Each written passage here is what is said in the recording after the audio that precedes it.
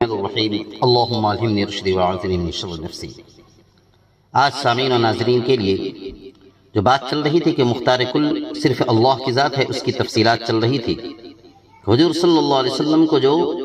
قیامت میں 4 اختیار دیے جائیں گے، 4 اختیارات،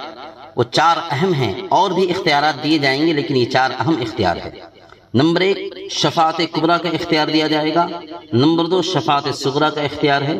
نمبر 3 اللہ کی حمد کرنے کا اختیار ہوگا، اور نمبر 4 حوض کوثر پہ پانی پلانے کا اختیار ہوگا۔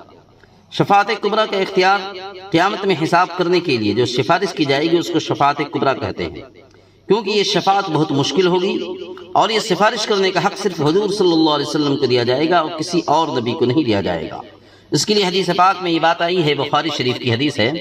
کتاب الرقاق باب صفت الجنت والنار کی حدیث ہے۔ حضور صلی اللہ علیہ وسلم نے فرمایا کہ اللہ قیامت کے دن لوگوں کو جمع کریں گے اور لوگ کہیں گے کہ ہمارے رب سے کہ کوئی سفارش کرتا تو ہم اس جگہ کی مصیبتوں سے نجات پا لیتے۔ حضور صلی اللہ علیہ وسلم فرماتے ہیں کہ مجھ سے کہا جائے گا کہ اپنا سر اٹھائیے، مانگے آپ کو دیا جائے گا، فرمائیے آپ کی بات سنی جائے گی، آپ سفارش کیجئے سفارش قبول کروں گا، تو ایک حد تک میری سفارش قبول کی جائے گی، پھر میں ان کو آگ سے نکالوں گا اور جنت میں داخل کروں گا، پھر میں دوبارہ پہلے کی طرح سجدے میں جاؤں گا، پھر تیسری مرتبہ، پھر چوتھی مرتبہ سجدے میں جاؤں گا، پھر جہنم میں وہی لوگ باقی رہیں گے جن کو قرآن نے جہنم میں رکھنے کا فیصلہ کیا ہے، یعنی جو کافر ہوں گے وہی جہنم میں باقی رہے گا، جو لوگ کافر ہوں گے وہی لوگ جہنم میں باقی رہیں گے۔ اس حدیث میں بھی 3 چیزوں کا ثبوت ہے، ایک شفاعت کبریٰ کا، دوسرا حمد کرنے کا، اور تیسرا شفاعت صغریٰ کا۔ شفاعت صغریٰ کا اختیار بھی دیا جائے گا اللہ کے نبی صلی اللہ علیہ وسلم کو۔ مسلم شریف کی حدیث ہے، کتاب الایمان کی، باب اختباء النبی دعوت الشفاعت لامتہ، کہ حضور صلی اللہ علیہ وسلم نے فرمایا، جس کا مفہوم ہے کہ ہر نبی کے لیے ایک مقبول دعا ہوتی ہے جو اپنی امت کے لیے وہ کرتے ہیں، اور میں نے اپنی امت کے لیے ایک دعا چھپا کر رکھی ہے،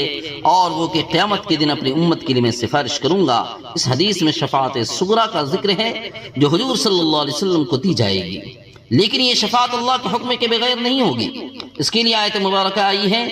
سورۃ البقرہ آیت نمبر 255، من ذا الذی یشفع عنده الا باذنہ، کہ کون ہے جو اس کے حضور اس کی اجازت کے بغیر سفارش کر سکے۔ اور سورہ یونس آیت نمبر 3 میں آیا ہے، ما من شفیع الا من بعد اذنہ، کوئی اس کی اجازت کے بغیر اس کے سامنے کسی کی سفارش کرنے والا نہیں ہے۔ یہ دوسری تفصیلات ہیں، انشاءاللہ اس کی تفصیل، حمد کی تفصیل انشاءاللہ آگے آئے گی کہ حمد کی کیا تفصیل ہوگی۔